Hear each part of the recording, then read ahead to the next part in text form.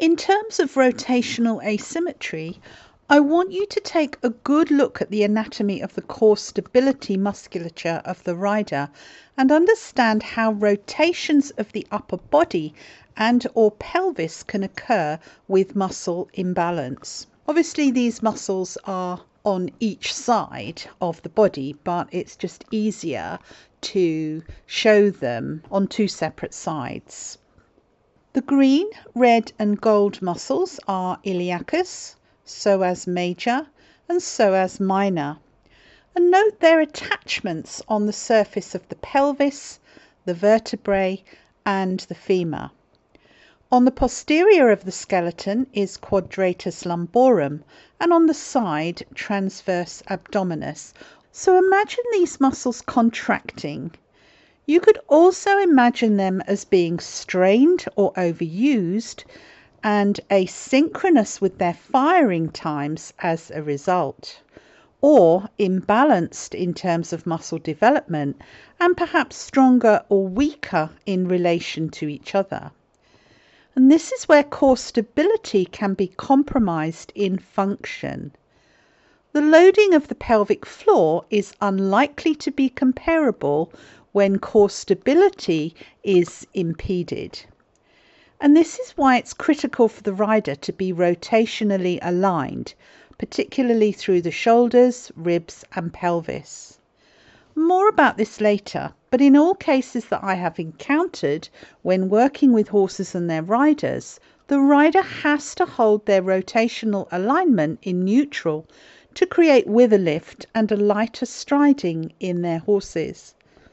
So frequently the rider is coached to keep shoulder, hip and heel in vertical alignment when viewed from the side, and to keep their spine central in the saddle when viewed from behind, but few correct the rider rotationally as if looking at them from above.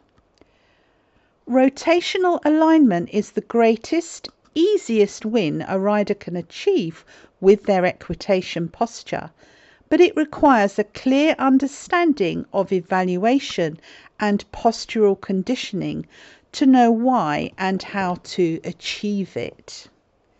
Because very often correcting the rotations in the rider will correct the shoulder, hip, heel alignment and the spinal alignment from behind.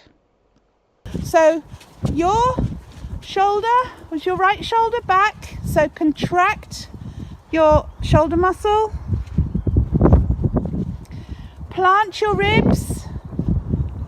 Hannah now is pushing up in front slightly. If you look at his withers and his legs at the front, he's pushing up.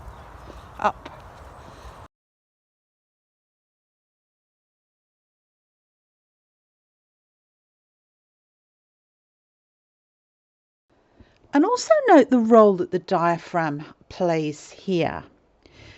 It shares a connection with the thoracolumbar vertebrae so that if the rib cage can be positioned and breathing can be used to facilitate this, then the rider is going to have a much better connection through the upper body with the saddle.